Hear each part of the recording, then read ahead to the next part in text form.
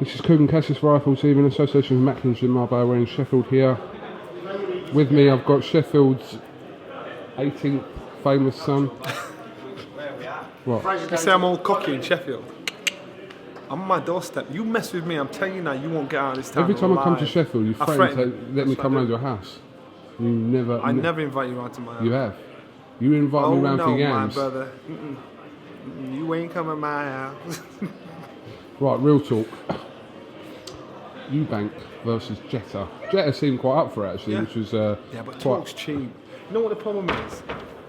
And a lot of Brits are finding this with Americans. They talk a great fight, and to the point where you'd actually believe him if you didn't know better.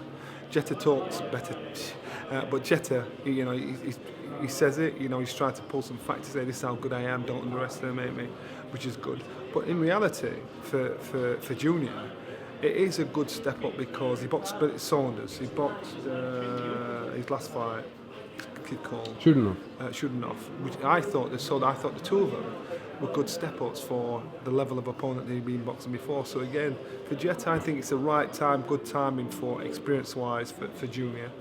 I think Junior, you know, most people in boxing would look at Junior and think, potentially, talented-wise, this kid could be outstanding. He needed refining, and that's why they brought Adam Bulls on board, because they've probably seen that themselves as well. And we'll not see the benefits of that for probably 12 months, 18 months. We'll just see little snippets of it. Adam Bull, as long as they listen to him and hear what he's saying, you know, to rein it in and just one step at a time, I think they will benefit from it. Junior's got all the potential, and I think Jetta is the right opponent at the right time. One word answer. Does Chris Eubank Jr. beat Gennady Golovkin today? No. Could he possibly beat him in 12 to 18 months? No. But then, you know what, I was one of those people that said Chris Eubank couldn't beat Nigel Benn the first time they boxed. So it depends on his progression. Depends on how often he fights within the next 18 months. Depending on how much he develops, depending on him, because potentially we can unearth a hell of a lot. If he's done what he's done so far, and he's actually pretty basic, and he's got to the level he's got so far, can you imagine if you give him a bit of seasoning, you give him a bit of something special in his artillery? So you don't know, 18 months time, you just don't know how will develop. Is it ridiculous for Chris Eubank, who, bearing in mind, failed to win a British title last year, is not saying calling him out, but is sort of putting that message out to say that he wants to face Golovkin? It's not. This is show business, and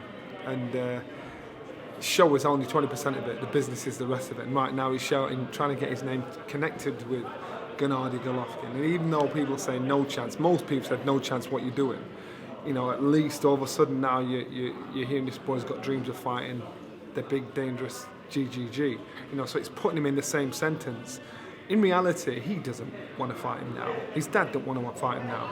In reality, they're probably thinking 2 years down the line if he's still around. But in reality, you know, this is to commercially make you aware of his son's ambitions and what he wants to do. And even yesterday he said, look, he's the man at the top, so that's someone I want to fight eventually. Any fighter's going to say that. When you start fighting, you look and you see who's at the top, and that's your target. He might not be there when you get there, but he's your target, because you want to think to yourself, I can beat him when things are right, when I've trained and got myself in position.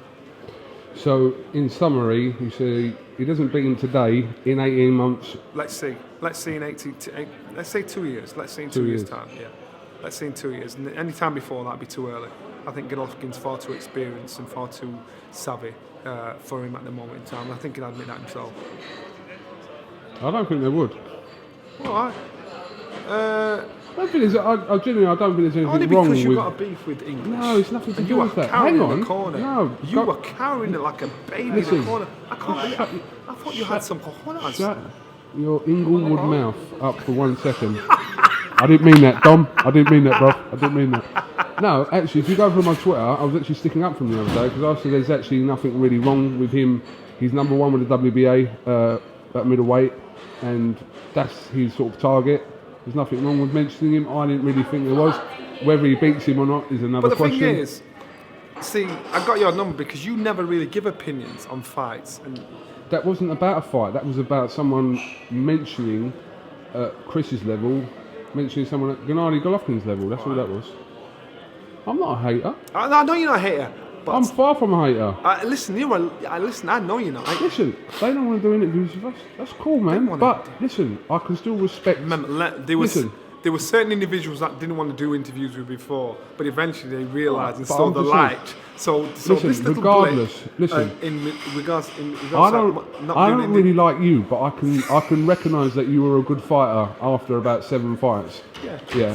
About 7 fights in, you were a good so fighter. What I'm saying is they'll see the light and realise they want to do interviews with you. But I'm it's not, happened listen, in the past. No, okay, but what I'm saying is, just because they don't want to do an interview, that doesn't mean that I've got to turn around and go, oh, he's not good. I really rate Eubank. I think, honestly, I do genuinely believe I didn't ask you that. They're not going to watch this, so you don't have to say that. I'm just saying. All right. What? So, I'm hating or what? Either way. I just like to see you in this position because I know It's the not spat. a position. I know the spat between y'all. It's not a position. So it was like watching regardless of whatever's two happened, parents arguing.